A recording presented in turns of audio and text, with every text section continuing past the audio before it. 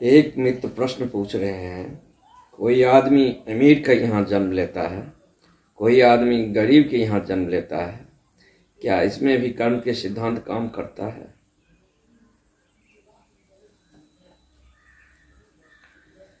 निश्चित ही कर्म के सिद्धांत इसमें भी काम करता है।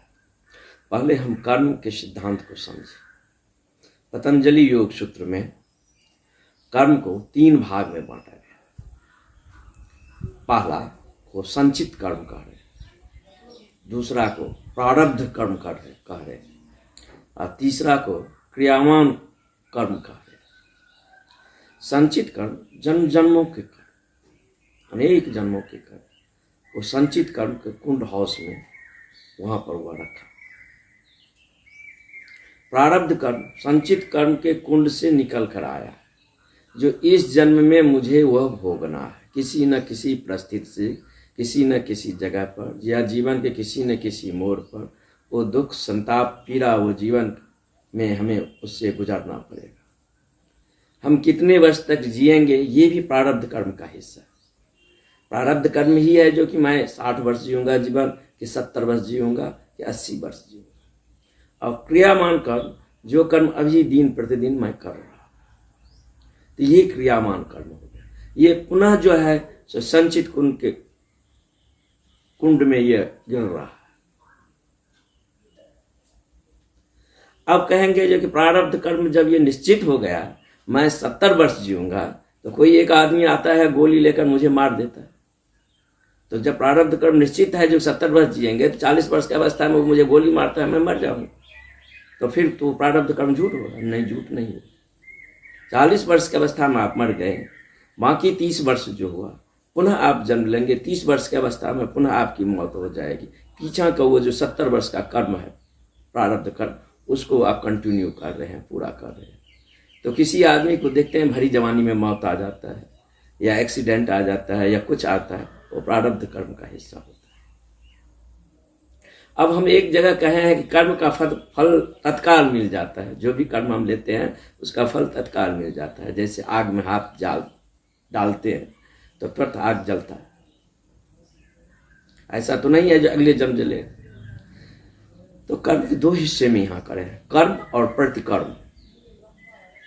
जब हम किसी प्रकार के कर्म करते हैं, शुभ या अशुभ कर्म करते हैं, जैसे मैं ईर्ष्या में, द्वेष में, क्रोध में, हिंसा में जी रहा हूँ, तो उसके साथ जब मैं ईर्ष्या करता हूँ, क्रोध करता हूँ, हिंसा करता हूँ, तो वह मैं जब करता हूँ तो मैं भी उसमें जल रहा होता हूँ। जितने नीचे कर्म होते हैं उतने हम नीचे चले जाते हैं, और जितने ऊपर कर्म होते हैं उतने हम ऊपर चले जाते हैं। जैसे प्रेम में, करुणा में, अहिंसा में, तो ये जब हम कर्म करते हैं तो इसके साथ हम भी ऊपर बढ़ते हैं। और जब हम नीचे वाले कर्म करते हैं, ईर्ष्या में, द्वेष में, घृणा में, ये प्रकार के कर्म करते हैं, तो हम भी नीचे करते हैं। आपको ये मालूम होगा, जो आदमी ईर्ष्या में, दोष में, क्रोध में, लोभ में, इन वृत्तियों में जीता है, उसके बॉडी का एक जो है सो, ये वृत्ति हमारे बॉडी का एक संरचना को भी कायम करता है। उसके नाक की बनावट, उसकी हाथ की बनावट, उसके चेहरा में सिकड़ापन, उसकी आंख झुकी, उसकी दांतों की तीत की बनावट, ये सब भिन्न होता है। क्योंकि एक नाक हमारा नाक ही नहीं है, नाक हमारा व्यक्तित्व का पिरामिड है जो यूनिवर्स से कमांड करता है। नाक कितने डिग्री पर घुमा हुआ है, 60 डिग्री पर, 70 डिग्री पर, 90 का कोण बना रहा है। तो ये सब हमारा व्यक्तित्व में वैसे नहीं मिलता। ये हमारे ही जो जीवन जिए हैं, जिस प्रकार के पथ से हम गुजरे हैं, उस प्रकार के पथ से गुजरने के बाद हमारे अंदर एक खास प्रकार के संस्कार और ढांचा बन जाता है। और खास प्रकार के संस्कार और ढांचा बनने के कारण जो है सो हमारे वो मनोवृत्ति बन जाती है। तो कर्म तो यहाँ चुक गया, लेकिन कर्म का एक सूखी रेखा रह गई। जैसे पानी यहाँ पर हम डालते हैं तो पानी यहाँ से होकर तो बह गया, लेकिन पानी तो बह गया, लेकिन पानी जो बहा उसका एक निशान हो गया, सूखी रेखा। तो फिर नया बर्थ में हम जब आएंगे, फिर वहां से जब पानी गुजरेगा तो पानी कम न्यूनतम रेजिस्टेंस खोजता है, तो पानी उसी सूखी रेखा से बहना शुरू कर देगा। उसी संस्कार से होकर पुनः जो है सो चले जाएगा। अब मान लो एक आदमी 10 दिन जीवन में लगातार वो हत्या कर रहा है, तो उसका टेंडेंसी बनता है कि इस जीवन में लगातार वो हत्या कर सकता है।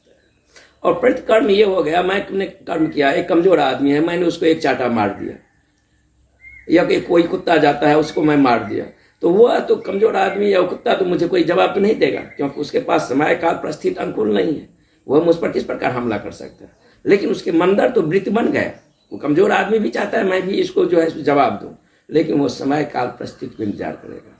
न अभी किसी जन्म में, किसी पर्व में अचानक आप अनजान आदमी है, गुजर रहे हैं, देखते हैं एक अनजान आदमी ने किसी को हत्या कर दी, किसी को कुछ कर दिया, किसी को हिंसा कर दिया, तो अंजाम तो यहाँ कुछ नहीं, वहाँ कर्म का लिखा जोखा हो। पीछे जो आप किए हैं वो बीज रूप में वहाँ पड़ा हुआ है, और वही बीज रूप में आपको जो है सो रिटर्न आप पर हो रहा है। तो हम जिस प्रकार के मनोवृत्ति में जीते हैं, जिस प्रकार का वो हवा में जीते हैं, फिर मरने के बाद जब हम जन्म की प्रक्रिया करते हैं, उसी प्रकार के स्टार, उसी प्रकार के ग्रह नक्षत्र, उसी प्रकार के गर्भ, उसी प्रकार के सामंजस्य में हम पुनः पैदा होते हैं। तो ये हमारा चुनाव होता है। तो हम जिस प्रकार के पथ से गुजरते हैं, अब मान लो एक आदमी हत्यारा है, अब उसका मौत हुआ है, तो मौत हुआ है हत्या के बाद, तो जब वह पुनः जन्म लेगा वो अपने सारे ग्रह नक्षत्र की दशा देखेगा कि हत्या के वृत्ति में वो और सहयोग देता है कि नहीं।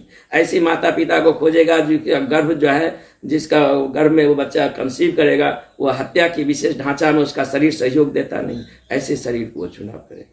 तो जिस प्रकार का हम गर्भ लेते हैं, चाहे अच्छे के यहाँ या बुरे के यहाँ या अमीर के यहाँ, गरीब के यहाँ, ये हमारी ही वृत्ति, हमारी ही टेंडेंसी होती है, और इसीलिए ऐसा होता है। वो कर्म के सिद्धांत के अनुसार होता है। कहीं कोई ईश्वर ऐसे बैठे हैं आकाश में और किसी को अच्छे घर में भेज देते हैं, किसी को बुरे घर में देते हैं, ऐसा नहीं है। ये हम जो चाहते हैं, हम जो किए हैं, उसका परिणाम है।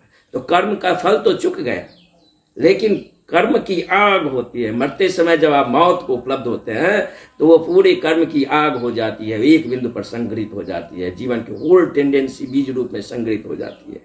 जैसे बीज जब सूखने लगता है या जाने लगता है तो बीज जो है सो वो वृक्ष का जितनी पोटेंशियल है बीज अपने में समाहित कर लेता है।